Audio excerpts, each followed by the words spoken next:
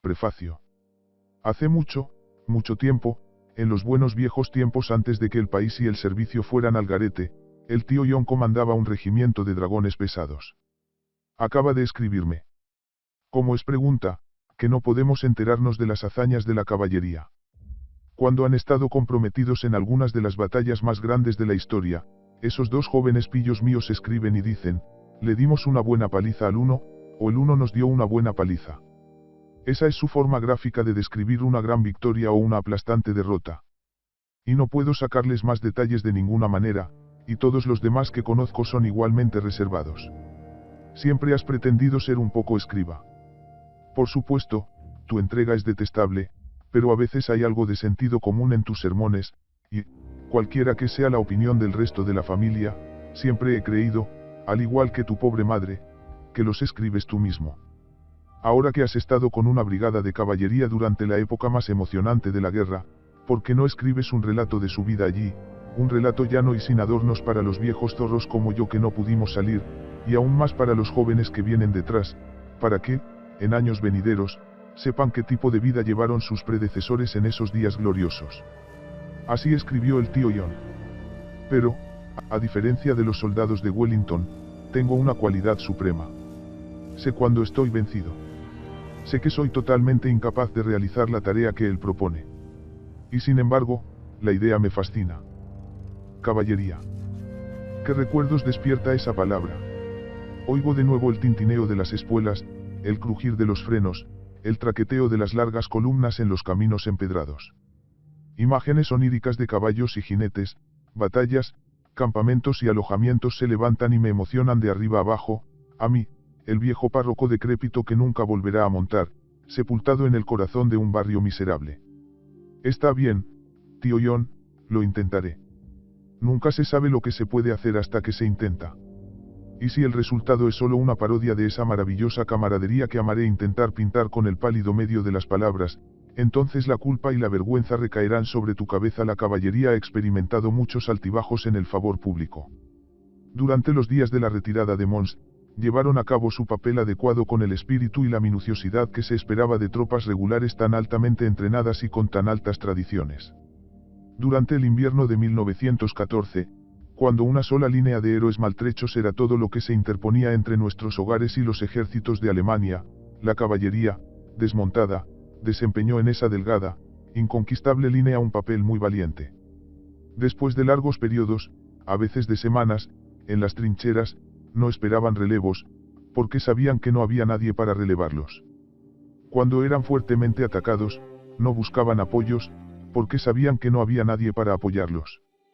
Casi a diario, como un recurso desesperado para engañar al enemigo, que, con su superioridad numérica ilimitada, fácilmente podría haberlos sobrepasado y avanzado hacia el mar, esos viejos despreciables salían en su lugar y lo atacaban vigorosamente. Y así, Inglaterra fue salvada. En las primeras batallas de 1915, antes de que nuestros nuevos ejércitos comenzaran a tomar el campo, y mientras la situación aún era muy grave, la caballería volvió a luchar de pie, sumando aún más honores a los que ya habían ganado con tanto firmeza. Luego vino un cambio. La guerra de movimiento había terminado, las líneas de trincheras adquirieron un carácter permanente. En toda la faz de Flandes y del norte de Francia se cavaron profundas trincheras, y delante de estos obstáculos surgieron los aún más formidables campos de alambre ancho e infranqueable. Para muchos, parecía que en Francia los días de la caballería habían terminado.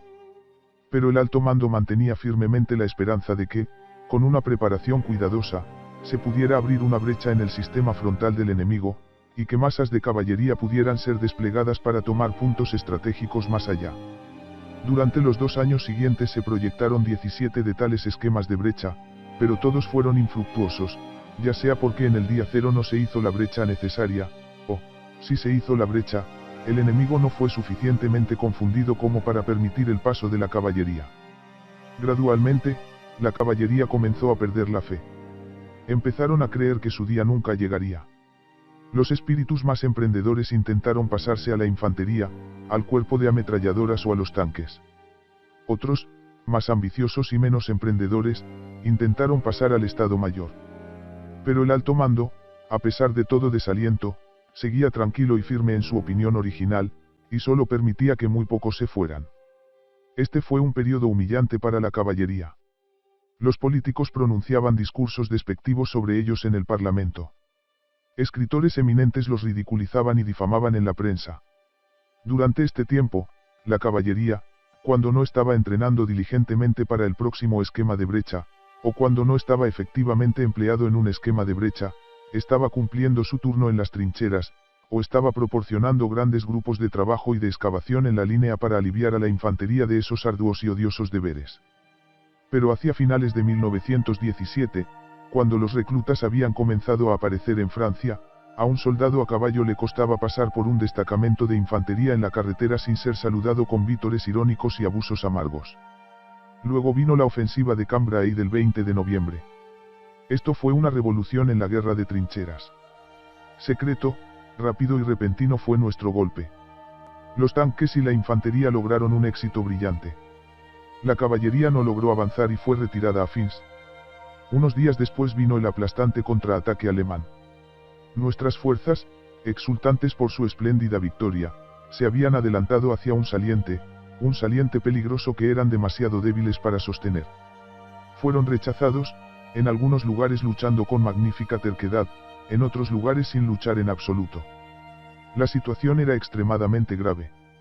Donde la lucha era más feroz, donde la situación era más crítica, donde el enemigo avanzaba sin oposición, allí se lanzaron los escuadrones de caballería, galopando a través de la confusión y arrojados a la línea de batalla. Y, como en 1914, la marea fue detenida nuevamente. Unos meses después, el 21 de marzo, los alemanes lanzaron su poderosa ofensiva.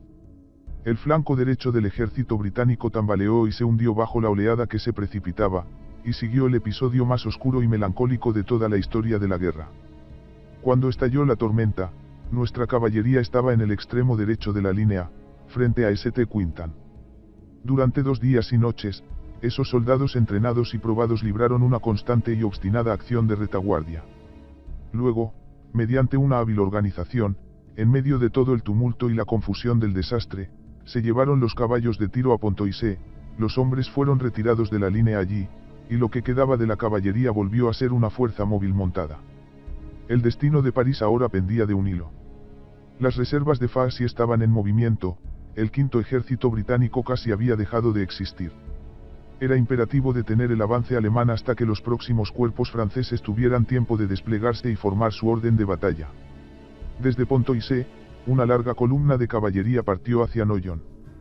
Llegaron a medianoche y lo encontraron en llamas, ocupado por los alemanes.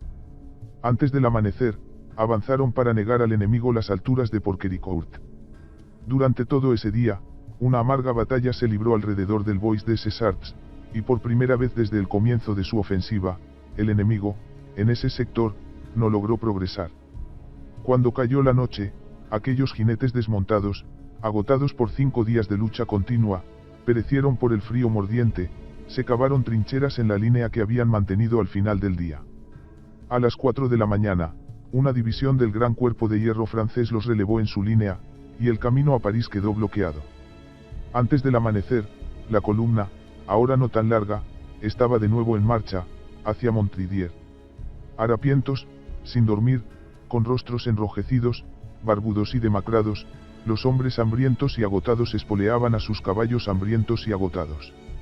Se encontró que Montdidier ya estaba en manos de los franceses, así que siguió una noche misericordiosa de comida y sueño para hombres y bestias. Durante la noche llegaron noticias de que Amiens estaba en peligro inminente. Temprano a la mañana siguiente, la columna estaba de nuevo en marcha, apresurándose hacia el norte. Todo el día marcharon, y no fue hasta mucho después de la medianoche que llegaron a los alrededores de Cotenchy. Apenas habían desensillado y asegurado a los caballos, cuando sonó bota y silla. La situación era realmente desesperada. El enemigo había alcanzado la cresta sobre Mouruil, no más de 5 millas de distancia de Amiens mismo.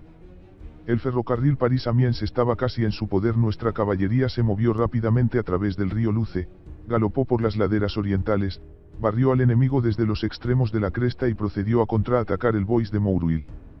Una escuadra intentó cargar de inmediato a través del bosque, otros se desmontaron y avanzaron a pie a través de la densa maleza. Al atardecer, después de una feroz batalla de fortuna variada, el bosque fue nuestro.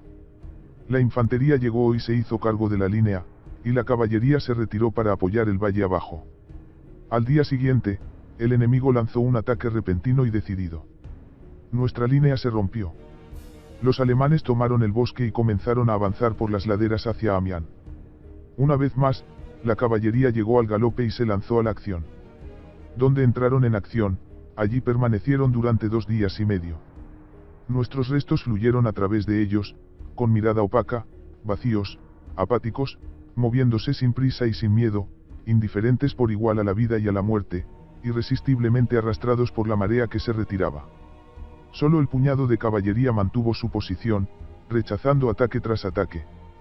Y cuando su línea se había vuelto tan delgada que ya no podía esperar sostener otro ataque, repitiendo las tácticas de 1914, avanzó por sí misma y atacó al enemigo, expulsándolo precipitadamente del bosque de Angers. Temprano en la mañana del 2 de abril, los uniformes azul-gris de Francia se precipitaron por las laderas, y Amiens fue salvada. No solo Amiens, sino también Abbeville y el ejército británico. Todo eso pasó hace mucho tiempo. Pero desde esos oscuros días de marzo, he observado que el soldado a caballo puede cabalgar donde quiera sin temor a insultos y burlas.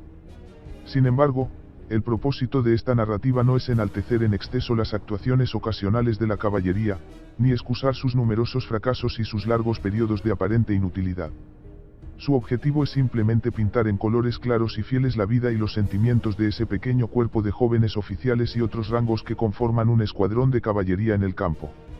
Si hay personas mayores y oficiales superiores de la vieja escuela, a quienes les parezcan impropios los pensamientos, opiniones y lenguaje de estos modernos jóvenes soldados, e incluso escandalosos, les recordaría la vieja platitud de que es por sus acciones, no por sus palabras, que todos los hombres deben ser juzgados.